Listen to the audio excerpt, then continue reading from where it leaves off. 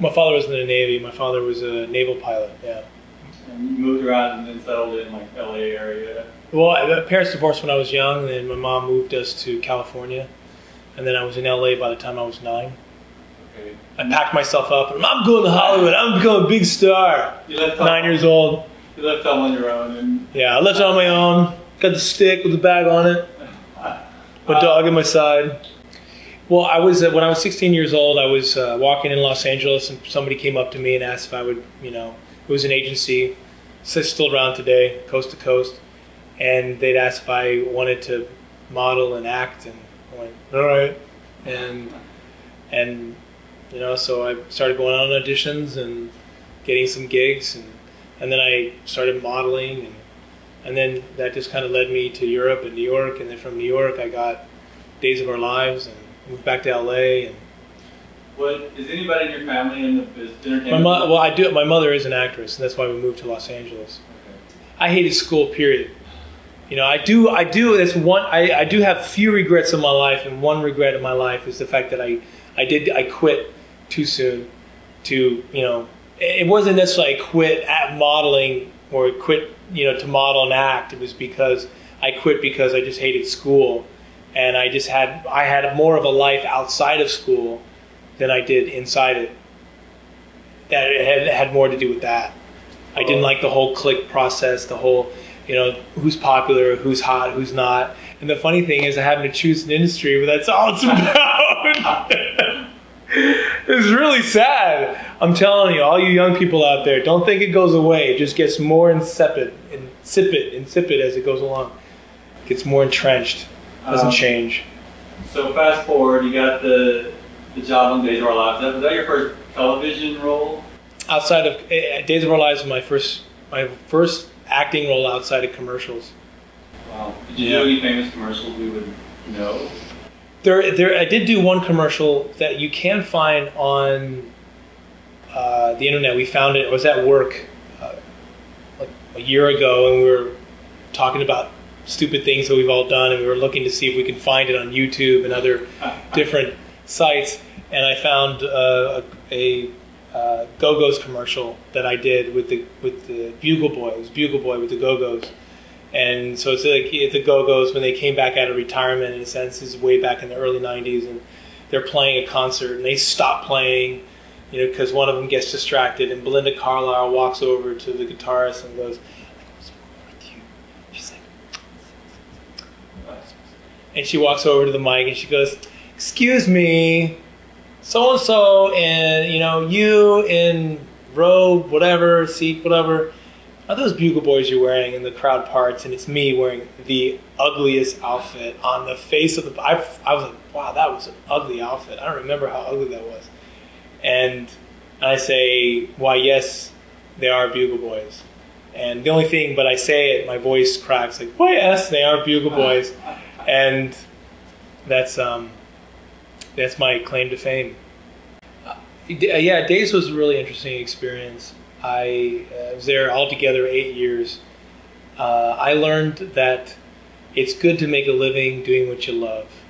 And I love to act. And no matter what capacity it's in, even if it's in a very, you know, a quintessential soap opera that's, you know, very melodramatically driven, that you can have fun at it. And I think I learned a lot from Days, that it's not what you say, it's how you say it. You know, it's not necessarily the writing, it's more about your behavior. And you know, not to let yourself get defeated by you know, how powerful positive life is as far as an actor's choice is concerned. And that was a good place to learn that. Yeah, no, I get it. You know, well, you know, Austin Reed on Days of Our Lives was very archaic. And, you know, Days of Our Lives has a tendency to be somewhat archaic. You know, it's, you have good guys and bad guys. And Austin Reed, it was just, the way he was written, and the way I guess the way I got used to playing him was very a certain way. I did a lot of subtleties. I did a lot of things that that I had a lot of fun with, that I think kind of went over a lot of people's heads.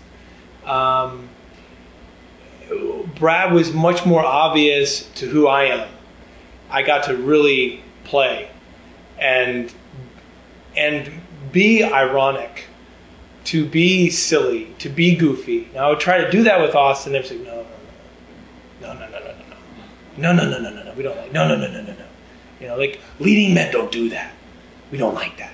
Whereas with Brad, he's goofy, he's silly, he's self-effacing. You know, I try to be self-effacing as Austin. No. And it was there was a lot of that I faced with Days. I loved working there. Worked there in a New York Minute. Again, but that was the experience. But with Brad, I was encouraged: be goofy, be silly, you know, be self-effacing, and it wasn't just that; it was in the writing they gave me. So it wasn't like I did it alone. It was the writing. The writing, I got everything I did. I got out of the writing. So it wasn't like I was alone. It wasn't like, oh, I'm going to do, you know what I mean? It was like, it was all in the writing. And I think there was a definite period of time where there was a real symbiotic relationship between me and the writers, where I would do stuff and they would give me stuff, and they would give me stuff and I would do stuff.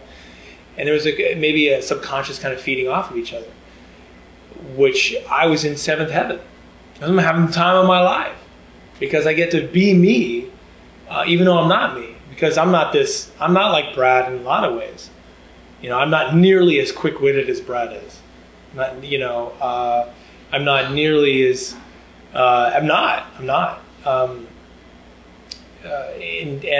But there's a lot of me and Brad, and a lot of Brad and me, but he's definitely a character. He's definitely a character, and I got fun playing that. And so people recognize, wow, okay, he can do that. Well, yeah, because I'm kind of giving the opportunities to it. How was I given the opportunity to play that as Austin? Basically, all it is Carrie, deal with Sammy. Carrie, deal with Sammy. Lucas, Carrie, deal with Sammy. Lucas, Carrie, deal with Sammy. Carrie, Sammy, Lucas, Carrie, Sammy, Lucas, you know? And it's like, you're saying the same thing every single day. For years. For years. So why is that my fault? But the thing is, as actors, you get blamed for that. You do get blamed for that. You say the same thing over and over and over and over and over and over and over and over and over again, and you get blamed for that.